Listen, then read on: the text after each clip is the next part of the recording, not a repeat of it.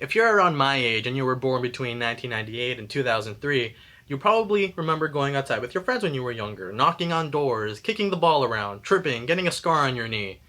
Well, those playground scars remind you of the good old days, when things were simpler, before technology and social media. Eventually, computers and technology came into our lives and it pulled the attention of a lot of people like me. Content like skits, gaming let's plays, animation, vlogs, etc. became the main entertainment for a lot of the youth. Instead of going outside to play sports or run around, kids would bring out their devices to play with their friends outside. Technology and media took over a big part of a lot of our childhoods, and this could be seen as a positive and a negative thing. Ultimately, I see it as a negative thing, but for now, I'm going to talk about why I think it can be a positive thing to have access to media at a young age. Personally, I drew a lot of creativity and inspiration from being exposed to content as a kid. Seeing things like Minecraft animations on YouTube made me want to become an animator myself. So I would go on my iPod Touch and look for apps to make little stop motion animations, and that's how I kind of got my creativity out. I watched gaming videos, so I wanted to be like them, and I would set up my video camcorder, point it at the TV, and just record myself pretending to talk to people. When YouTube first launched around 2005, their slogan was broadcast yourself, where anybody could think about anything that they can create and just create it like that. Watching people create things was inspiring to me as a kid, and it made me want to create things too. Back then, there were only so many tools I had access to use as a creative outlet, so I could only make things like this.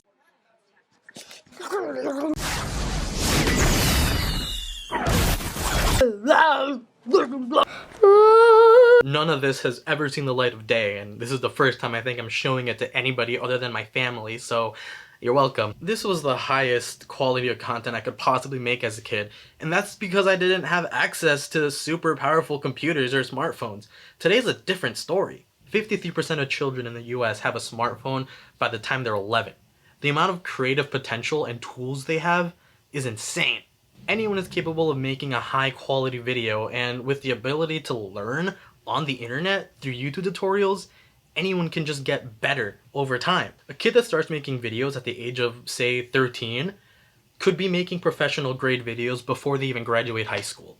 As someone that grew up using the now discontinued Windows Movie Maker, I wish I had at least a smartphone that could run an app like CapCut. CapCut is such a super powerful app that you can run on most smartphones today. The next generation of creators are equipped with so many tools that will influence the future of TV and media in ways that we can't even imagine. But the question is it worth it?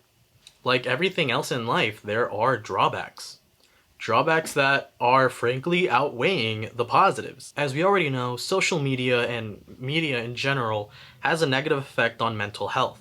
Anxiety, depression, suicide, drug use are among the dangers that can be introduced to our children's lives through social media. It doesn't matter that, a kid can become creative and be inspired from whatever's on social media. If they're in danger, that compromises the whole thing. If a kid lacks digital literacy, they can potentially put personal, sensitive information out in the public and put themselves in danger. Kids used to learn about real-world dangers but got little to no advice about digital dangers because parents back then didn't really understand it. They didn't know about it. Thankfully, parents today and parents in the future will have a better understanding of the internet and the potential threats that come with being online. However, not all parents are great parents. As we see a lot of parents just give the kids the iPad and boom, just let the iPad do the parenting. Parents should of course monitor screen time and make sure their kids aren't going into corners of the internet they shouldn't be at. With unrestricted internet access, kids can potentially get themselves into trouble. For example, when I was around the age of 11 or 12, I don't know how I managed to do it, but I got myself into debt with Apple. I owed about $2 to the iTunes store, and I was so afraid. I was so attached and consumed by media that it started to financially affect me as a 12-year-old. I was so scared that Apple lawyers would break into my home and punish me for not paying my debt. Because of this fear, I started to check every single door in my house to make sure it was locked so that I can sleep peacefully at night. But my point is, if it weren't for my unrestricted access to media, I wouldn't have had to go through that anxiety and stress of fearing for my life for no reason at all, really. Access to media exposes kids to content that they have no business watching or knowing about. Like when I was 11, I got my first Call of Duty game, and I had no business playing that. Like I had no business knowing what a gun was, let alone knowing or witnessing the horrible scenes that are in that game.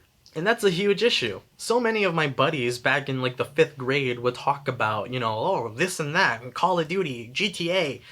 And that's just an issue. I understand the arguments that a lot of older people have about video games promoting violence, and, I understand why they're worried. Because, yeah, there were 10-year-olds just watching this stuff casually. Sure, media from YouTube, TikTok, streaming services, etc., are a good way to produce creativity and inspire kids to create, but is that really worth it if we're sacrificing mental health, stability, innocence, robbing childhoods? With that being said, I've asked myself, throughout the years, would I go back in time and stop myself from, like, ever owning an iPod Touch or getting access to the internet? And I don't really have an answer to that. On one hand, that access to media has caused me a lot of unnecessary stress and gave me access to content I had no business having access to as a kid.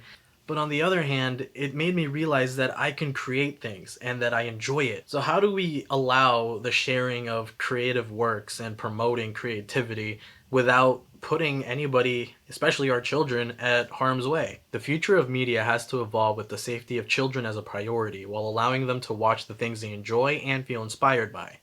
Some kind of super strict content filter could be enforced. I know TikTok has a version of TikTok that's targeted towards kids, that doesn't advertise to them. It doesn't personally track the, what they're viewing and stuff. Parental controls could become more controlled. Digital literacy classes could become more mandatory, since it's becoming a bigger part of our world. It's more important to learn about it and how to use it and be safe with it.